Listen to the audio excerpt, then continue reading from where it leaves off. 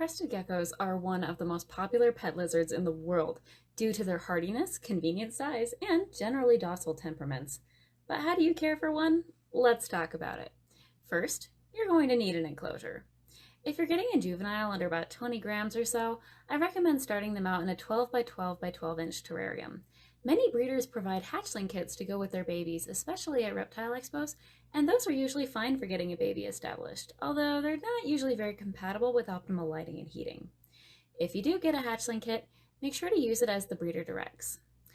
If you're getting an older crested gecko, you can put it directly into an adult-sized enclosure, which should be absolutely no smaller than 18 by 18 by 36 inches, and preferably larger, like 2 feet by 2 feet by 4 feet.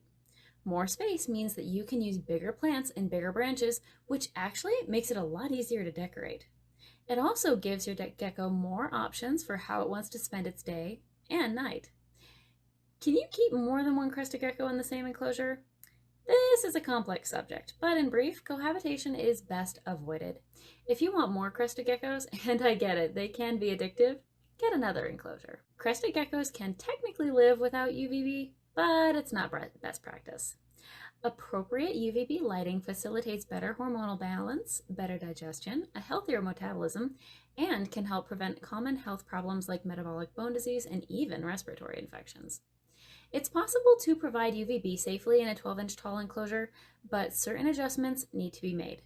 This is actually one of the few cases in which a high-quality compact coil 5.0 or 6% UVB bulb works well.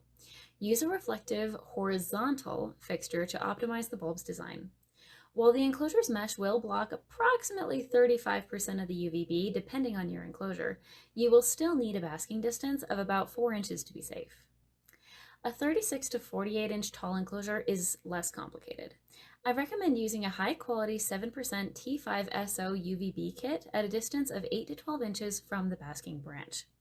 The distance recommendations given here are approximations though, so for the best results, use the solar meter 6.5 to make sure that your UVI is between 1.0 and 2.0 on the basking branch. The UVB lamp should be placed next to and overlapping with the heat lamp. Crested geckos are quite heat sensitive, but they're not the room temperature reptiles that some would have you believe that they are. Like other reptiles, they're poikilothermic and regulate their body temperature according to their metabolic needs. In order to do this successfully, they need a temperature gradient. Remember, freedom of choice is key to reptile husbandry. The basking area should be between 82 and 85 degrees, or if you have a power density meter, it should read about 250 watts per meter squared. In the shade toward the bottom of the enclosure, it should be cooler, between 70 to 75 degrees Fahrenheit. Nighttime temperatures should not go lower than 65 degrees. Measure the temperatures in your enclosure with a couple of digital probe thermometers.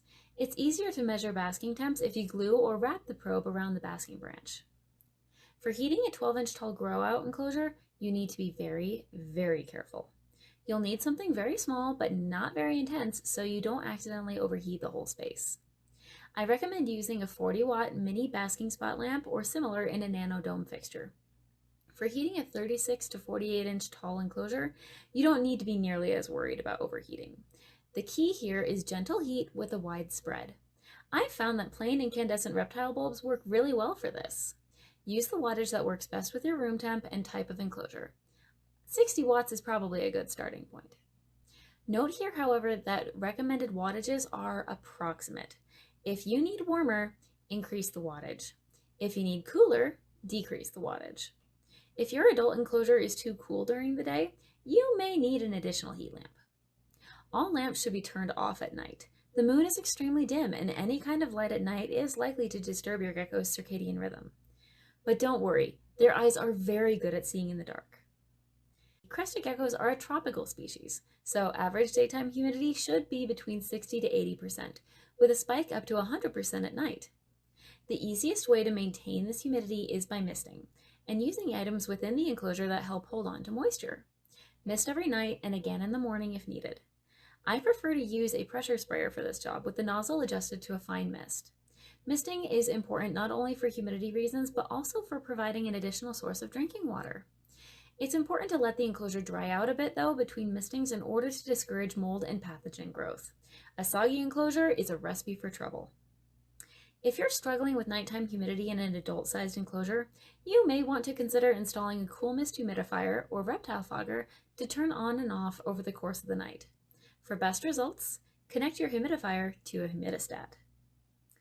Now that we've covered environmental parameters and life support equipment, let's talk about the actual enclosure layout. In terms of substrate or bedding, you'll want something soil-like, which retains moisture well in order to support your humidity. Coconut fiber is a popular choice, but you can use tropical soil mixes too. Paper towel is a good temporary solution for particularly young crested geckos so that you can keep better track of their health through their fecal output. Avoid bark and wood chips of all kinds, reptile carpet, and anything that doesn't do well with moisture, like paper bedding or aspen. Bioactive setups with live plants, cleanup crew invertebrates, and especially mixed substrate work really well for crested geckos, but they're also complicated to put together since you're essentially building a mini ecosystem. That goes well beyond the scope of this video, but if you're interested in going in that direction, feel free to ask about it in the comments. Aside from substrate, you'll need environmental enrichment, items within the enclosure that increase its functionality for the gecko living inside of it. Think of this stuff as reptile furniture. Climbing branches and/or vines are essential. Cork tubes make naturalistic hiding places, and magnetic ledges can provide vantage points. Live or artificial plants both provide beneficial coverage, which helps your gecko feel more secure and confident and help your setup hang on to humidity. Good options for live plants include Dracaena, spider plant, peperomia, ficus, and umbrella plant. You could even hang a pothos basket from the ceiling. Note, however, that if you want to use live plants, you will need to install a high-quality plant grow lamp to keep them healthy and strong. Ultimately, you want your crested gecko enclosure to be open enough to leave some room for leaping, but it shouldn't look empty either. Finally, let's talk about food. Crested geckos are omnivores, and in the wild, they eat insects, fruit, and flowers. The best way to make sure that your crested gecko is getting the nutrition that they need is by using a high-quality crested gecko diet alongside dusted and gut-loaded insects. For example, Blue River Diets is a new, high-quality formula made in the UK and available in the US, UK, and EU. It's highly compatible with best practice in crested gecko nutrition, combining crested gecko smoothie with live insect feedings. And in fact, they've recently sponsored a herping expedition to New Caledonia for Exotics Keeper magazine, and they gathered some really valuable data on crested gecko habitat. Juvenile crested geckos under 1 year old should be receiving a fresh bowl of gecko diet every day, with feeder insects offered twice weekly.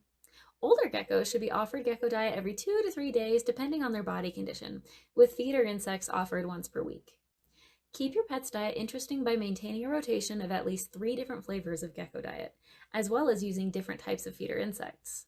Good options for bugs include crickets, roaches, hornworms, and silkworms. Feeder insects should be smaller than the gecko's head. As long as you're using appropriate UVB, all feeder insects should be lightly dusted with a D3-free calcium powder prior to feeding. If for some reason you are not using UVB, use a calcium powder that contains vitamin D3 in order to prevent metabolic bone disease from developing. To optimize the nutrition provided by crickets and roaches, for 2 to 3 days before feeding, hydrate them with water crystals or fruit slices and feed them a nutrient-packed commercial gut load formula. And that's crested gecko care in a nutshell. This is just the skinny. For more information on best practice in crested gecko care written by a reptile husbandry professional, read through the comprehensive care guide on reptifiles.com.